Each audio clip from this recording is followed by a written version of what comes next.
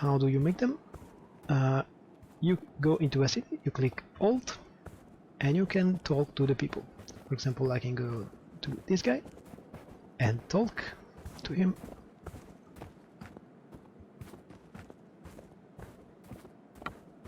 Yada yada. I want to form a caravan in this town. Yeah, if I pay this huge amount of money, I'm gonna have the opportunity of sending a caravan around. You also need a free companion with you. You recruit you can take the companions from the tavern. So we are here, and for example, if we go in and we talk to the shop people,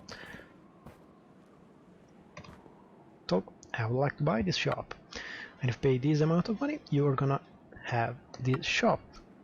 In a shop, they transform a good from a basic material into a more elaborate one, and the profits depend also on the cost of these raw materials. So this is everything for this video. I hope you liked it. Leave a comment below, subscribe, and see you next time.